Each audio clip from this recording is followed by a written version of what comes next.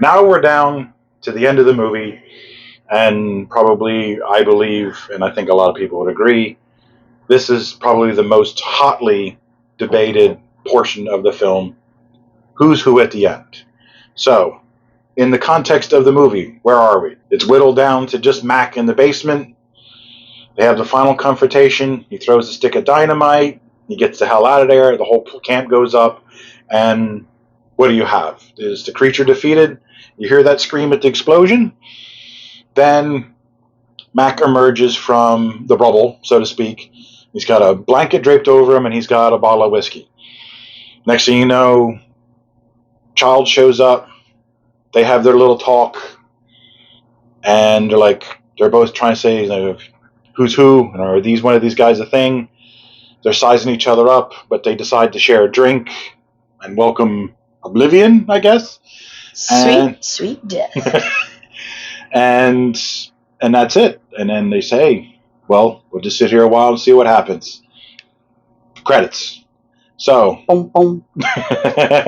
Boom, boom.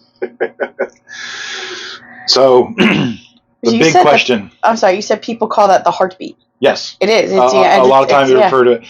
I don't know if Mr. Morricone was going for a heartbeat, but it sounds like it was.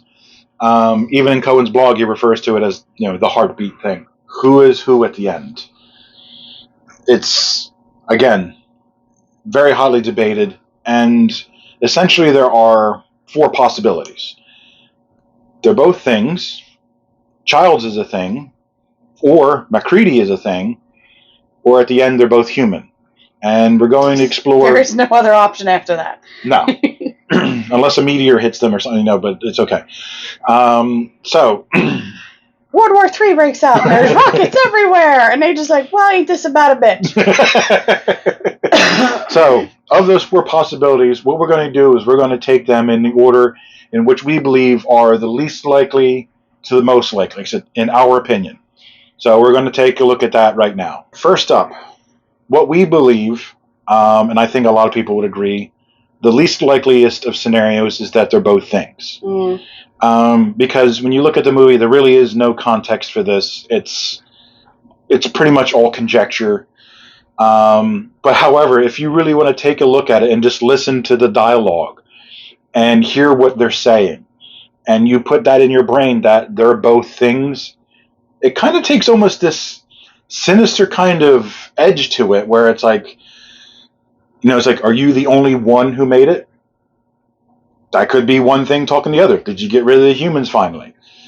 And then he asks him, did you kill it? Is he referring to the human Mac instead of, the thing? It's, like I said, it kind of fits a little bit.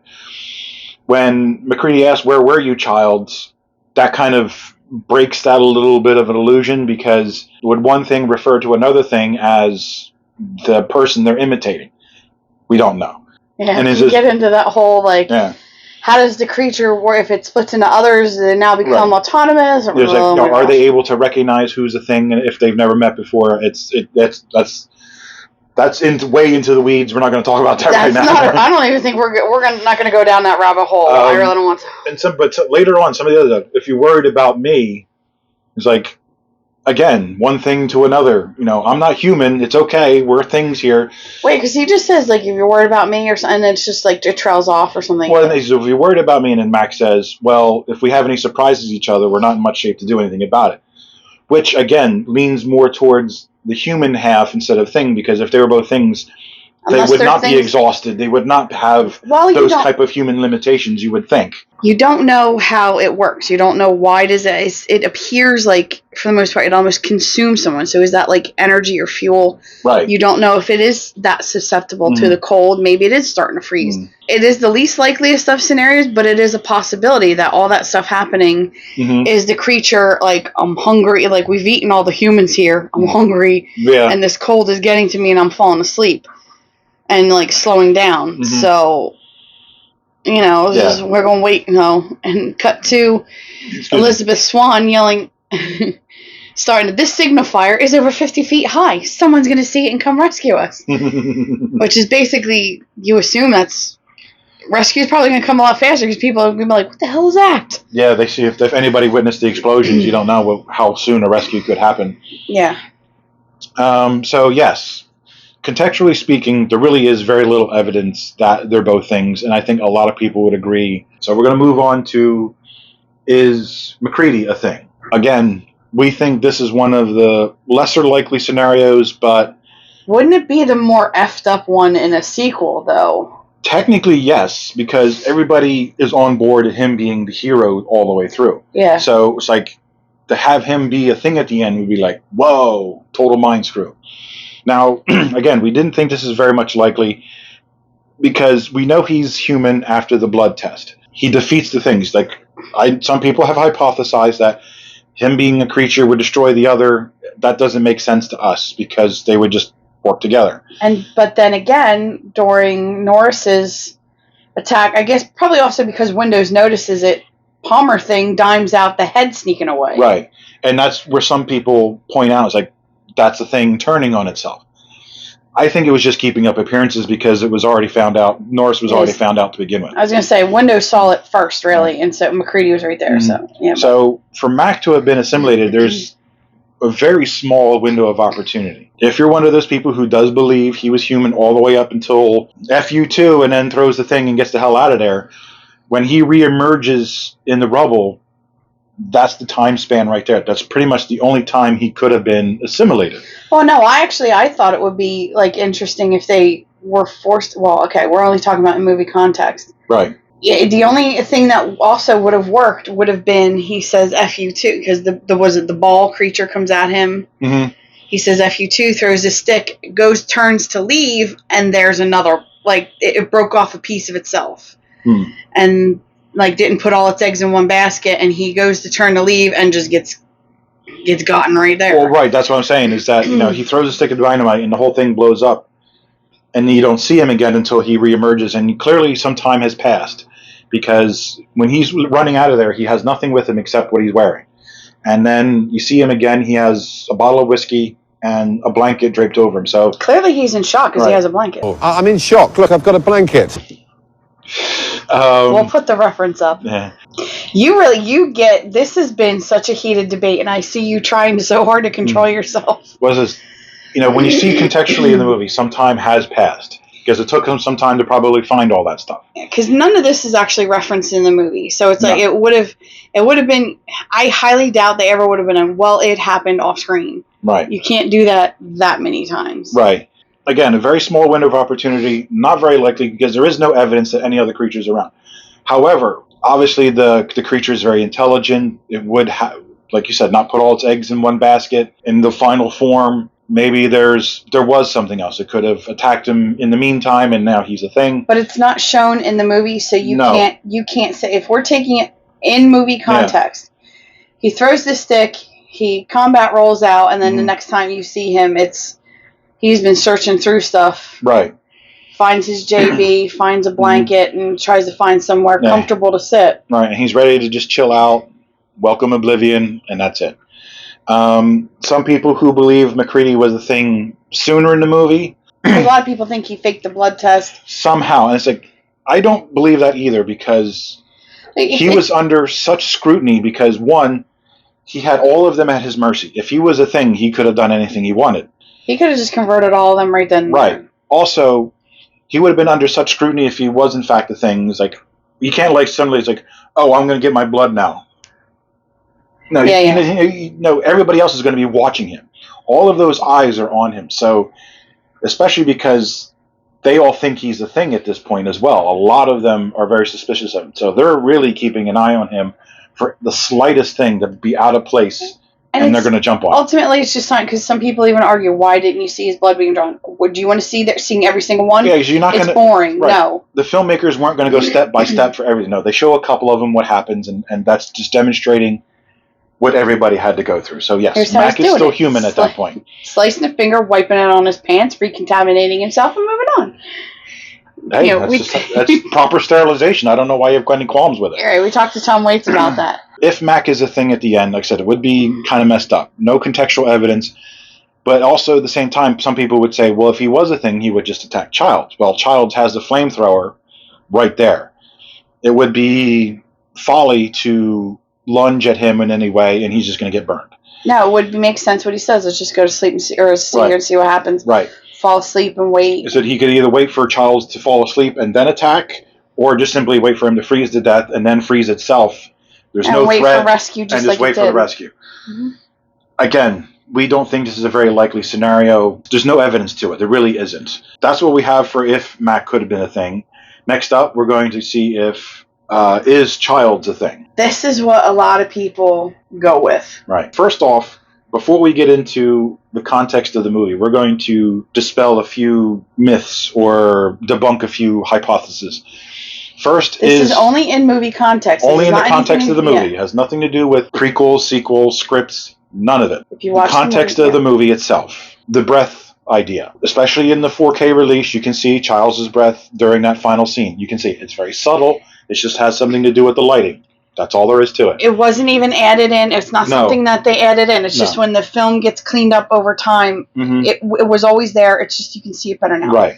But he's being backlit, and there's also flames from the sides. So you do see his breath. And also, Bennings earlier was discovered to be a thing, and he does that yell, and there's breath coming out of his mouth. The thing not having breath, it just doesn't work. It really doesn't. The next one is about his coat. You see Childs is wearing a particular coat when they come in and say, we're going to give Blair the test. It's quite a dark color. It's like a navy. It's a very dark blue navy coat.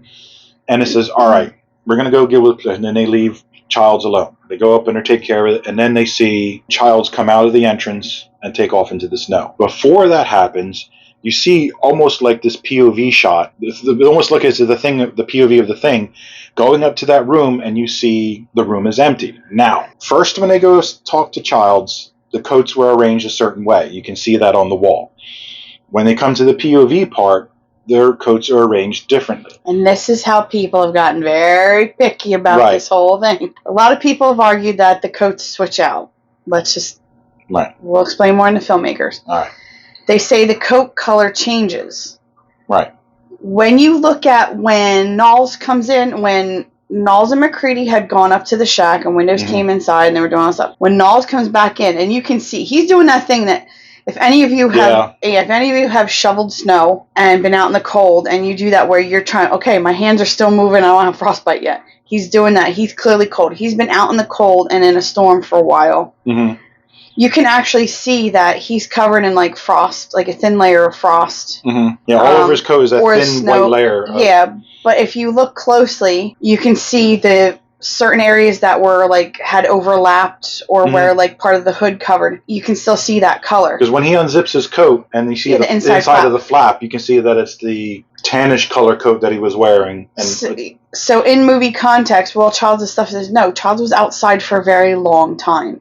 You can see it by like I think his eyelashes even have like frost. Yeah, a little bit of frost on what little facial hair he has. Right. It's not that he changed. It ripped through his clothes and now he's got a lighter colored coat on.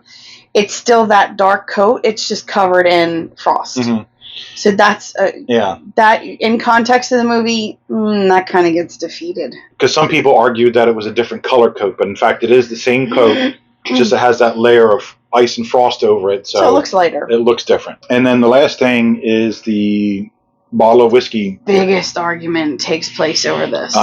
Where some people believe that the bottle was filled with gasoline or kerosene instead of whiskey. Again, this, contextually speaking, this does not make sense. One, they had all those Molotov cocktails, and it doesn't make sense to empty the bottle of one flammable liquid for another. Yeah, because a lot of people talk about, they were going through and filling all these bottles with gasoline or whatever. It's like, alcohol is highly flammable. Do you want me to tell Grandma's story? Sure. My great-grandma. Alcohol is highly flammable and will burn blue the higher the alcohol goes. And it burns very hot. My great-grandmother used to make bathtub gin. And she would send my grandmother to go check on it. How do I check on it? Take a ladle full out of it, pour it on the tile floor, and light it. If it's blue, we're ready to go.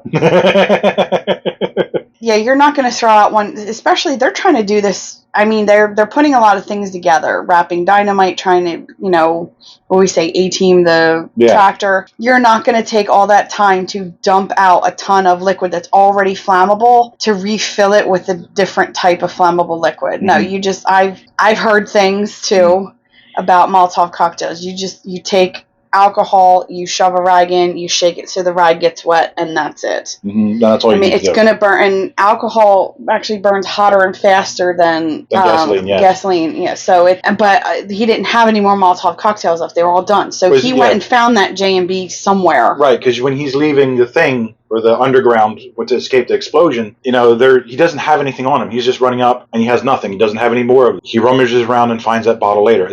But you do see him sit down and he's ready to take a drink until Child shows up. If that's gasoline, why was he about to drink it? I don't believe that he was going to commit suicide with gasoline, or like he says, just in case somebody happens to show up. Why would you need to commit suicide by drinking gasoline and go through pain when you could just go to sleep with the cold? Right. Again, contextually speaking, it doesn't make any sense to us. And Mac isn't the kind to kill himself. He's the kind to just say, F you all the way. He's like, you're going to take me, you're going to take me. Right. Handing the bottle over to Childs, even if it were gasoline, and goes, and the creature didn't know. The creature absorbs the memories of its victims. One, most adult humans know what gasoline is, so the creature would know. The smell. But Childs is a mechanic. Obviously, he's going to know what types of fuels are what. What you put high test in this for? It's 98 octane, nice. So the creature would know. So that again is it doesn't make sense. It just doesn't fit. This is how our interpretation is. If you want to believe something different, that's great, and that's where we have the comment section. Have a nice discussion. Have a good debate. Just be nice, please. And then now we're going to move on to the contextual evidence that may be for or against what we believe Childs may or may not be the thing. What clues are there contextually that indicate that Childs may have been assimilated? Honestly, there aren't many. We know they're both human after the blood tests, and Mac, Knowles, and Gary go up to the tool shed to take care of Blair. Childs is left alone. So Childs is off camera for a while because they're going up there. They see that that Blair is not in the tool shed. They find his little hidey hole. They're getting ready to blow up the ship, and then that's when Knowles looks out and sees Childs stumble out into the snow and then into the storm. There's that time there, however long that took, that he could have been assimilated. But it doesn't, to me, contextually, it doesn't look that way. The POV shot, again, as we mentioned before, it looks down at the doorway of the basement where the generator is. Then it goes up and looks at that room. Childs is not there. And then it cuts to Knowles seeing Childs stumble out into the snow. So basically, from my point of view, that thing was looking for Childs. If that's what it's even meant to be. I mean, you don't really know. It looks like it to me from, that kind of thing, because it's like looking down and... It was honestly the one part in the movie I felt didn't fit. Because everything you don't normally have a POV of something. Right, and it's like because we had discussed this a little earlier in this video where you're the 13th crew member. Mm-hmm. And it just felt odd to have them as this handheld camera searching kind of thing, mm-hmm. and allegedly what appears to be the point of view of the creature. Right. When it's but you didn't do that really any other time. It always felt odd to me. And there's if that's the choice they wanted to do, or if it was just kind of just trying to show that everything's empty now. I don't know. But that's what it seems like. It seems like a fair amount of people think that that's right. what that was meant to be too. So it's to me, I always looked at it that way for as long as I remember watching the movie.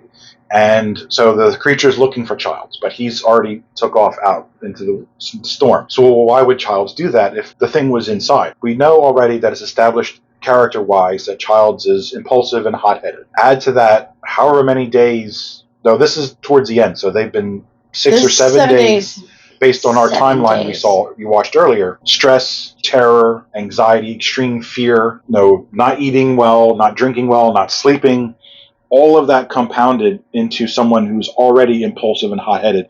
He sees the little tiniest glimpse out in the storm. He's like, that's him. Or he's going to tear off after and say, I'm going to get this damn thing. I mean, even in the context of the movie, if you've actually been in a snowstorm, the way the snow and the wind blows, sometimes mm-hmm. it looks like something just moved. And right. he's already, like you say, he's already in this heightened state. Mm-hmm. So even if the wind just blew funny, he'd be like, oh, kill them.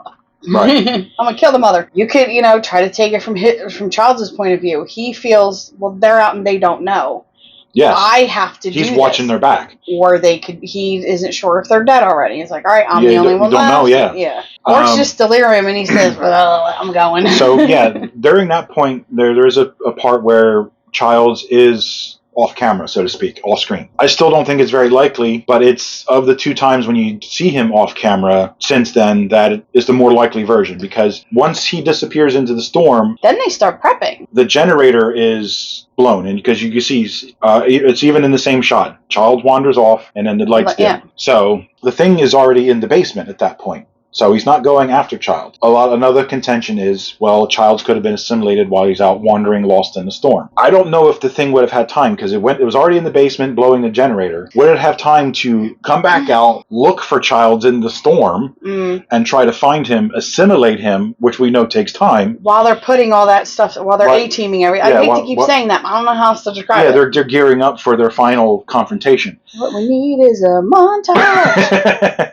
So that, again, doesn't seem very likely, because the thing would have to come out of the basement, find Child, assimilate him, and then go back to the basement, wait for the others. Doesn't make a whole lot of sense. It doesn't, and yet, if it was going to happen, that's when it would happen. Since the blood test, there are 2 times where Child is off camera. Both of those times, in our opinion, don't seem very likely based on... there is time for it to have happened. There is time for it to have happened. Because now you kind of get the impression, it's never really seen, but you get the impression that the creature could probably split and send something after here. You go, I'm going to tear you off, here arm, go look for Childs. I'll grow a new arm and just keep going. Yeah. Right. So when Childs returns after Mac has blown up the base and maybe killed the thing, he shows up again. What I'm thinking is Childs is probably human at this point, because what happened? He runs out into the storm trying to kill Blair, gets lost, and you can clearly see he's suffering from the cold. The explosions happen. He's like a beacon. Something's going down. Well, he's probably the explosion start, and then it's almost like a chain reaction. Mm-hmm. So he probably duck and cover for a little while until it's okay. This is done. All right, now let me go. Right. So we don't even know how far he got or where he was during all that time.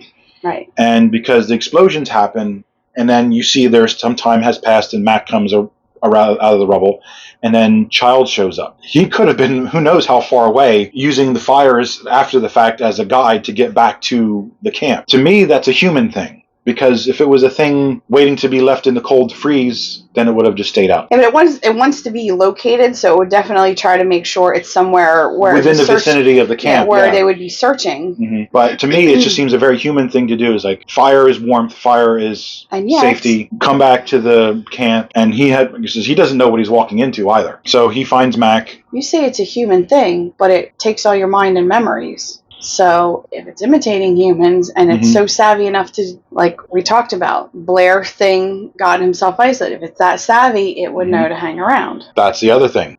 You finally did it. It knows human behavior, so it would know how to behave like a human. So again, more ambiguity, and we're stuck without really knowing, because there's no contextual evidence to indicate one way or the other, honestly. Now we're going to move on to the next part contextually, is that they're both human.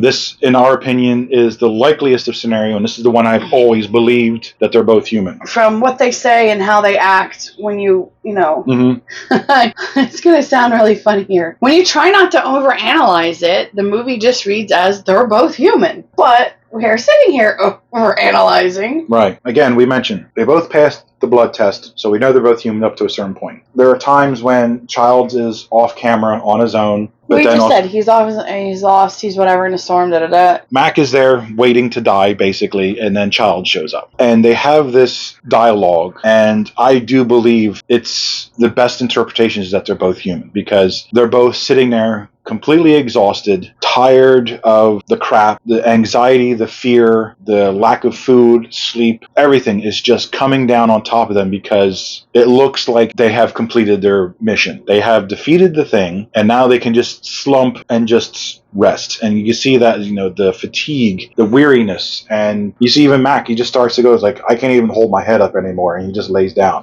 It's almost like he handed the bottle over, going, this shit's heavy, you take it. You hold it for a while, I'm good. So it does. It seems like it's a very human way to go, is that they have saved the planet at the cost of their own life. And that's why Mac has that little chuckle at the end. It's like, we did it.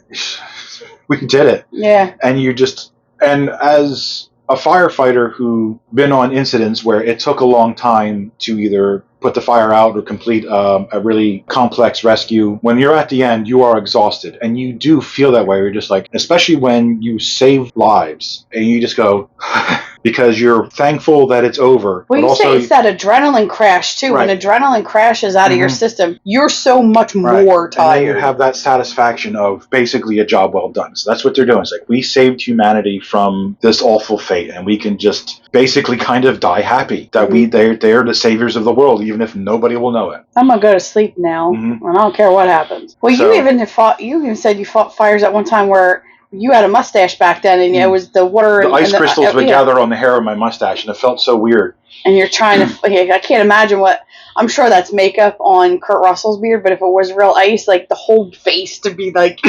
Yeah. But yeah, you said that, and then you're trying to do stuff in the cold is so much harder. Again, back to the shoveling and this driveway reference. You're good. You're like gung-ho and ready to go at first, but like a couple passes of the driveway and you're like, crap, do I really need to get out? Right. It's especially when it's really, really cold and there's a lot of snow. Being out there for even half an hour is tough. The right way to go to end this movie is that they saved humanity at the cost of their own lives, and they seem perfectly fine with that. They have accepted their fate, and that's it. Oh, and so many people, reaction videos, comment sections for years. That's it? That's the end? Are you kidding me? Yes, because they're thinking, okay, what's going to happen next? And then you get the credits and like, wait, what? That's the end? A lot of people were very happy with it. There were some who were actually disappointed in the ending. It just seemed because it doesn't give you answers. You want the yeah. I want more of an answer. For me, like I said, I've watched this movie ever since I was 6. I've always looked at it that way, that they are both human, because it always seemed the most poetic way to go. And that's the end of, if you just look in the context of the movie. Right. Honestly, if you look in the context of the movie, it doesn't really give you a clue for any of the 4. Kind of. It's and please don't get angry at John Carpenter for leaving so much ambiguous and so much out there. And that's one of the things we want to mention again. You have your own opinions, you have your own thoughts. Go ahead and let us know what you think in the comments. But again, if somebody disagrees with you, be nice about it. Don't have to be rude. But entertain the other option as well, as we asked you to do that with Blair. If you're a staunch believer that Blair was human when his freak out, just let yourself believe, even just for one time, that he was a thing, and it changes it. Believe the 4 different endings. Right. I says, even if you want to watch this movie, if you love watching this movie over and over again, watch it, the ending, with those 4 different options in mind. Go and think about it. And it's like, it really does create some interesting options and ways of telling a story. Or you can go with the St. Elsewhere's ending and think it was just some kid who likes horror movies staring at a snow globe. And it's they're really just figures of his imagination. All right. Now we've come to the part where we're going to discuss the filmmaker's intentions with the ending.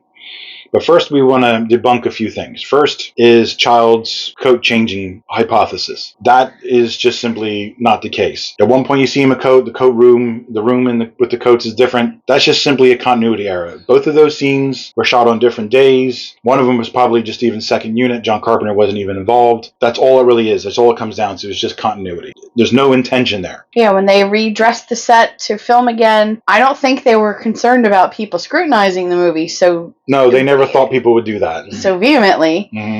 So yeah, they just put coats up. Right. And then go. Yeah, that's what it really came down to. That's what they say. When it comes to the breath idea with Childs, Cohen in his blog says that they struggled a lot with this ending, getting it the way they wanted, and it was cut, recut. There was no intention, there was no subtlety involved as far as, even with the glint in the eyes or anything like that. They just wanted to get the scene down. There was no subtle intention or anything like that. So again, and you do see his breath. So there's nothing there. There's just all there is to it. It's they were very conscious the whole movie to make sure you felt cold, because they had the blue light, but they also made sure there was breath for cold all the time. When they were shooting in LA, the set was kept cool, and Joel even talked about that. They realized you needed moisture in the air, not just temperature.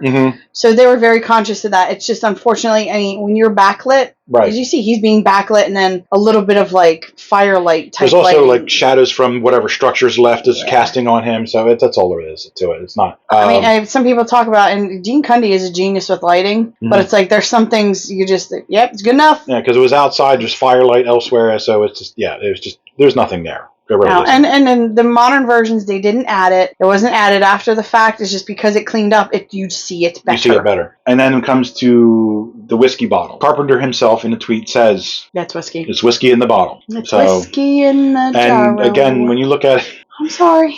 when you look at it contextually, it just still doesn't make any sense to be gasoline. That's all there is to it. It's whiskey. And I think the filmmakers never said that they swapped out anything for gasoline. It's just, it's all alcohol. And that is just a bottle of straight up whiskey. If J&B is your drink of choice, more power to you. Right. So that's that little tidbit there. So now we're going to get into the possible endings for this movie, because there were a number of alternate endings compared to what you see now. What you see now is the one they actually wanted. What they intended is what you got. There was an alternate ending that was very, very close to being put into the movie instead of what you see now. And that was where MacReady emerges from the rubble. He has his bottle. He sits down, drinks his bottle, and fades to black. And that's it. It's ended. Just like how it ends now. It's just Childs never shows up again. That's it. They never have that little bit of dialogue. No, none of that. Another ending actually is not mentioned in Stuart Cohen's blog, but I asked him directly in an email because someone else had said this in a YouTube video somewhere. I don't remember which one. Where it was, as soon as the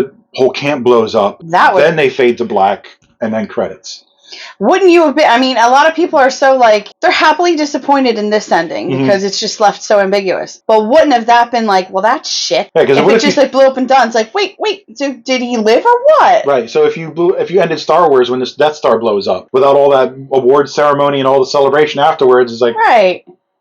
The hell, man. Yeah. So it really would have been a bit. It was not even a real idea, because Stuart said they were just kicking around the idea. The other alternate one, which was one they had hoped would never need to be used, it was shot, ended up on a cutting room floor, never to be seen again. It is where MacReady somehow survives and leaves the camp, and he is, Stuart refers to it as like a dolly shot coming down, and the camera slowly turns into a room, and you see MacReady there in the blanket that where you see him wearing at the end, freezing, getting a blood test done. Assuming it's at McMurdo station. Yeah, that's the idea. He's supposed to be at McMurdo. That scene was actually shot in Heartland, where Rob Bottin is doing all the special effects work. They found a hallway. All right, but wasn't that the one? Is that the one where they're like, we shot it? Don't ever do not tell the studio, because that's going to be the one they're going to want to go with. It's of all of the endings, it's the happiest. And what happens is they shot it and they had no intention of using it, but it was just kind of like this insurance policy just in case. And basically, if the studio said no to all of this, you reluctantly go, well, we have this. That's shot, and they never tell the studio. I said, even Stuart even says to me in the email, in all caps, do not show this to the studio exec. This one says, show to the IRS. And what's the other one say? Never. Show to the IRS.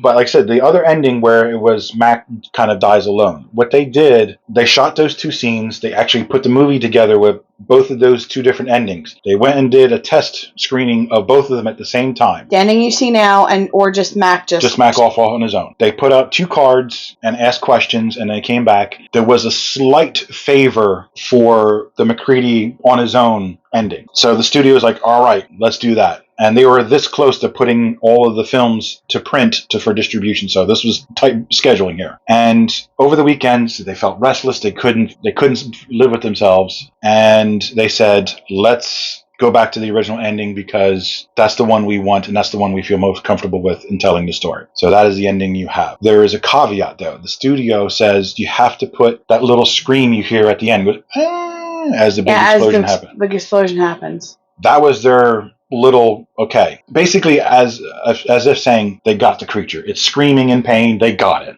Yeah, it's like, and you kind of reluctantly go, yeah, I'll give on that one. Right. So I'll give you that. Yeah. So they got the ending they wanted, and there you have it. How did this ending come to be? They have an ending in the script, but that's not what you see. A lot of people don't realize that even before Kurt Russell was cast, John was talking to him, had a dialogue with him about the movie as they went along. And that continued after Kurt Russell was cast. Bill Lancaster, the scriptwriter, John Carpenter, the director, they were struggling to find an ending. Kind of like the whole time. They're like, I'm not really sure how to end this. The hero, Kurt Russell, comes along. And he comes up, like I said, they've been in a dialogue this whole time. And Kurt Russell comes up with the idea of what you actually see now. So that's all Kurt Russell right there, what you see. According to the commentary, when you watch Kurt Russell end with John Carpenter, essentially Kurt wrote the dialogue as well. It's not just, why don't you do this? And somebody says, no. Right. John says, you write it, go ahead and write it, we'll give it a shot. We'll film it and we'll give it a shot. And especially that last line, let's just sit here and see what happens. Yeah. That was it just nailed Mic it drop. right there. John, Kurt, Stewart, they're all very happy that you have the ending you see, because that is what they wanted. And now it's deliberately ambiguous because that's what they wanted. And yet, when Kurt was writing it and Kurt was deciding how to do it, he says, and it's in the commentary, he says he felt that they were both human. Kurt Russell wrote it as they are both human. Just having a conversation, resigning themselves to the fate at hand, and it's done. And then you say, let's just sit here and see what happens, and it's fade to black and roll credits. Cut, print, check the gate. During the commentary, Carpenter is, again, deliberately ambiguous as to, at one point he even says they both freeze to death, which would be an indicator that he believes they're human. But then then he says, well, we were toying around with MacReady being a thing at one point. And then Kurt was, well, he's human now. And he goes, well, John goes, well, I don't know. And then he's like, oh, you're going to start that again. So it's like they turned into this little married couple. Right, you're going to start that again, honey.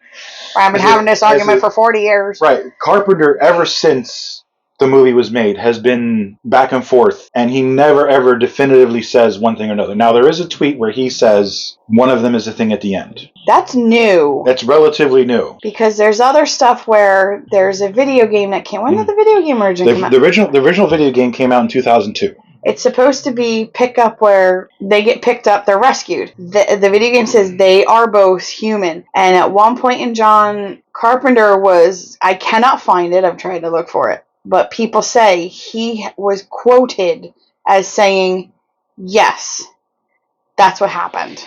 Other people struggle to find that as well. However, so that's where it gets like, that's where it becomes like, goes from legend to myth now. Right. Because it's like, well, okay, where is this? Because Carpenter's actually in the game. He plays Dr. Faraday, which actually has his likeness. I don't remember if he has his voice or not. I can't remember. But he's given that game his endorsement. Yes. So a lot of people take it, well, the game must be canon. Yeah. The rescue team or the commando team or whomever they are show up. We haven't played the game yet, but we got it. So we're going to. Yeah, by the way, you got, I'm not sure what other platforms it's available on, but if you go on Steam, I really do not know if it's available on Twitch. I would assume so. But yeah, you don't have to get PS2 it originally came out on. Right, you can play it on your PC. Yeah, you can play it on the PC, so it's still available and it's been remastered. So if you want to play, it's remastered this year. But when whatever team it is shows up, Mac froze to death, Childs froze to death. He's human. Mac is nowhere to be found. At the end of the game, when you beat the final boss, fine. Well, he is fine. So there's a mysterious helicopter pilot that gives you a hand in defeating the final boss.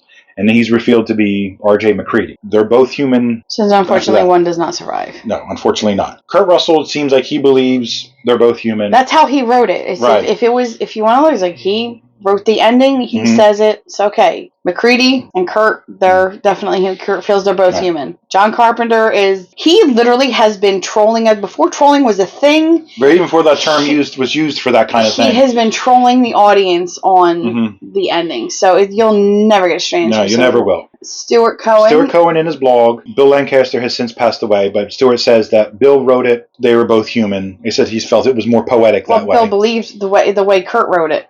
He agreed to. Right. Well, when Bill was writing his version of the story, he felt that the two survivors were still human, regardless of how the scene plays out. Stuart believes that as well. He feels that they're both human. We interviewed Tom Waits and Joel Polis on Zoom. Both of them are non-committal when it comes to this answer. Well, their characters are dead. They don't give a shit.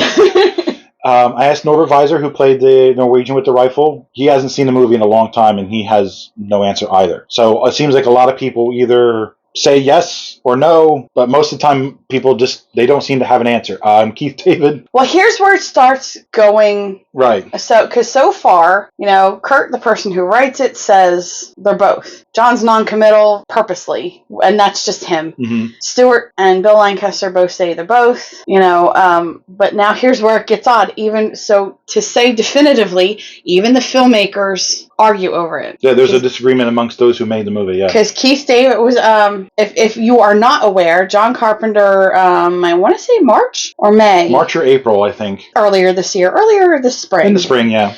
He got his star on the Hollywood Walk of Fame, right. So almost everybody from The Thing was there. Mm-hmm. Plus some of his other movies. And Keith David, he was invited to give a speech. He steps up to the podium, and the first thing he goes... First, let me clear this up. It wasn't me. Okay? Now, other times he's done interviews in the past, he seems to indicate maybe he was. I watched an interview, it was like late 90s, early 2000s, where he does believe Child was a thing at the end. And he says nothing about what he was drinking, nothing. He's not 100% committed to that. He kind of dances around it, but kind of more leans toward he was a creature and not human. But now he's saying different. So okay, he's not committed. Everybody is loving to add to the mystery of this whole thing. Because even if you probably were asked Kurt Russell straight up right now, he wouldn't give you a definitive answer, even though it seems like he really had them both being human in mind when he created that scene. No, if you talk to Kurt Russell now about The Thing, he's going to bring up the hat. He's still not letting it go. As far as any of the other people involved in the movie, we really don't know. I can't think of anybody else. Dean Cundy, I think, believes that Child was a thing. Well, Dean Cundy, in his commentary, he specifically talks about the ending, and he tells because there's someone else that I'm so bad, please put the name below. Who was interviewing him? Yeah, somebody's like interviewing him as they're watching the film. I'm not sure how well casual viewers know. We said earlier he's a genius of lighting. He actually did a thing with the blood test scene. It is not anywhere else in the movie. It is only as you're going down the individuals to get blood tested. He did a thing where humans get a glint in their eye, a reflection of light. He made sure Palmer did not have that. And it's only a short bit in a scene. It's not anywhere else in the movie. Just before Palmer's blood is tested is the only point where you see that glint missing. So when he's talking in his commentary at the end, and they're actually, you can skip right to the end scene if you wish. He believed Child was a thing. And he said he tried to leave the glint out of his eye. Unfortunately, because of how it's dark and there's things, you do see a reflection here and there. But Dean Cundy swears, in his opinion, and the way he filmed it, Child was a creature. So now you get into this whole wishy-washy where there were other things where either Blair is a thing at this point. No, this is meant to be Palmer, and then these were left 100% ambiguous. We had nobody made a decision, nothing. It was shot to leave it empty. Here's where even in the ending, the filmmakers disagree. I mean, cinematographer, he's like, he's the eyes and ears of the director, essentially. More or less, yeah. So for those two to not, it's like, well, Kurt writes it and he says this, and Dean's like, well, I'm shooting it this way. So it's kind of like, okay.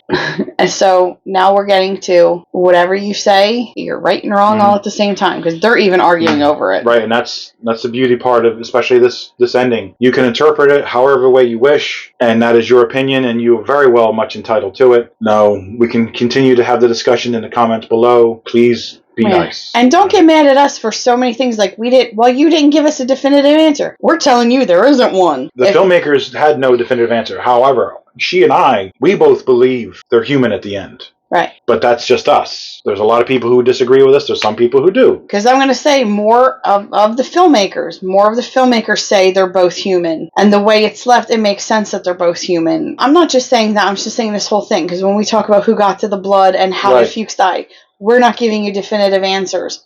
Because even when they wrote it, it wasn't like, in my mind, I want it to be so-and-so, so I'm going to leave clues. They didn't do that. Right. It was supposed to be left totally up to your interpretation and your imagination to run with it. Please don't be angry at us that we actually did not give you a definitive answer. We're just letting you know there isn't one. So you're all right and you're all wrong all at the same time. And honestly, a lot of the people, John Carpenter, Stewart, and the actors, they are genuinely kind of surprised how much scrutiny and how much dedication so many people have to discussing what could have happened when. That was something they had never intended, that's something they were never even conceived of when they were making it, but they are so happy that the legend of this film continues all the way up until 2025, 43 years after the fact. That's just awesome. You're still thinking the 80s are only 20 years ago, aren't you?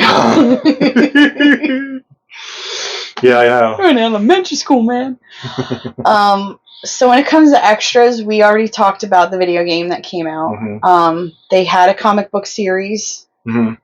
Comic book series has them both being human. Right. And we're going to, after the movie came out and all the aftermath and That's expanded part 3. stuff, that's going to be discussed in part 3, but we're going to talk a little bit right now.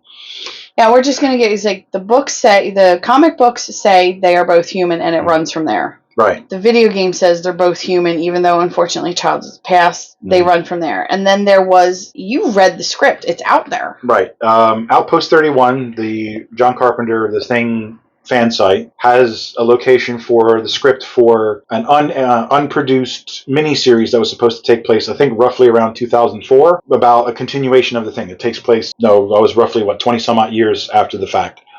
Gosh, the early 2000s. The Soviets find Mac and Childs both froze to death, both human. And the Thing gets out because they find a sample within the ship. But that's more detail about that later on. But it's interesting to see that there are 3 different things that are playing up as a direct sequel to this movie. And they all go All 3 of them say that Mac and Childs are human at the end. So it's, if you want to start arguing, unfortunately, if you were to get a sequel, anything that was sequel-like does continue the fact that how Mr. Russell wrote it, they're both human, and it just goes from there. So I'm not sure what any other movie, the only other movie extra is John Carpenter has been saying stuff lately about it, where he says he knows what it is. How does he go? Okay, if you watch the movie, if you pay close attention, it's somewhere around the middle to the end, and you pay close attention, and then you send me money. Send me a check in the mail. Oh, I'll tell you. He's having fun with it decades after the fact. I have a feeling he's bullshitting you and teasing you. I do. Somehow I have it in my heart that I have a feeling that when he passes, he's going to leave behind something that's going to tell everybody. His will and testament has this little envelope to open. To tell everybody what's what. That's kind of what I believe. Who knows what's really going to happen? No, he's taking this to his grave. He is. Honestly, the most likely scenario is that's probably what's going to happen. But you also got word from Stewart. He says, Stewart has his own feelings, but he says, if John says he knows who's who at the end, trust him. Just make sure he takes a blood test first. And that's what Stewart actually does say. Here's the email now.